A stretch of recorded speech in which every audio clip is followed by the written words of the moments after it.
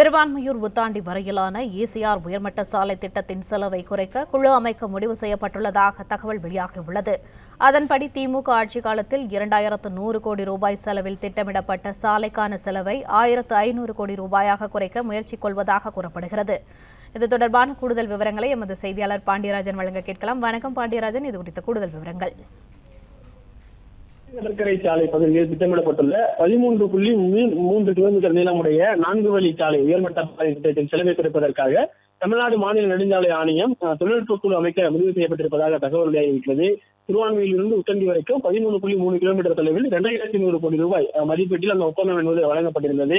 இந்த திட்டத்தினுடைய ஆரம்ப மதிப்பு 2100 கோடியாக இருந்த நிலையில் அது 1500 கோடியாக குறைக்கும் முயற்சி மேற்கொள்ளப்பட்டுள்ளதாக சொல்லப்பட்டிருக்கிறது.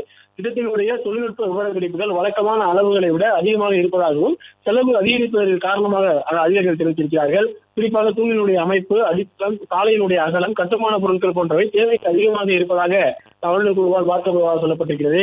இந்த விவரக்குறிப்புகளை மாற்றி அமைத்தால் 25% முதல் 30% வரை செலவை குறைக்க முடியும் என கணிக்கப்பட்டிருப்பதாகவும் நெடுஞ்சாலைத்துறை தரப்பில் தெரிவிக்கப்பட்டிருக்கிறது.